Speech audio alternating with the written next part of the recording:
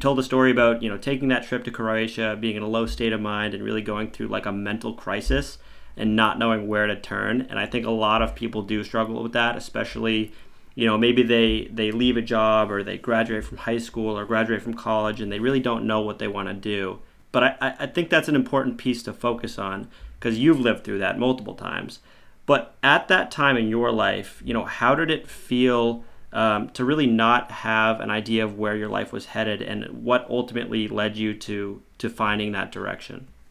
I was low. I was in a low state. I didn't know what was going on. I was acting immature in the sense of just being like, oh, like it's okay. I'll wait it out. I'll wait it out. I'll wait it out. I'll wait it out. I don't really care. I have no responsibilities really. Um, and then when this came to me, this opportunity, I was still acting like, like, whatever, like it's nothing great. Like I always thought there was something like gonna magically appear on my doorstep, and I was waiting for that. And when you wait, a lot of the time it actually doesn't come. I'm not saying not have patience, but when you wait and think that the world revolves around you, it doesn't. And that was a rude awakening. But when Nick and them were approaching me, it was it was a door knocking on me, and I just wasn't processing it because I was in that world of like, no, totally cool, I'm killing it, blah blah blah. I'll still go out. I'm young, and I just didn't feel good. And I when I got broken up with, it just all hit me, and it was like, yo, I'm not on a high horse. I'm on the ground here, and I don't know what's going on, and everything's falling apart. What do I do? And I started doubting myself. And when you start doubting yourself, it kind of puts a fire under your ass. And I kind of changed my view and became more open-minded. And that's why I experimented with midday squares. I gave it a shot because I was like, you know what? Maybe this will be what I love. But I tried and I went for it and I followed through. And I think a lot of people don't. They wait, and thinking like you got to find what you love. Like at first, that takes years of experience finding what you love. And I think, Right. everyone should focus on their passion, but passion can be identified through 10 years of experiences. It's not going to just come with the snap of a finger. And my passion wasn't chocolate, actually.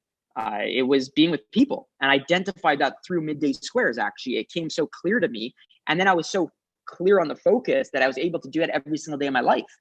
And now I wake up, I'm thrilled, I'm fired up every morning. I have the energy, my blood's flowing. I go do things, and I go do stuff that I love doing every single day. And it's so cheesy to say it, but it took 2 years to get that. It took 2 years in the business to understand that.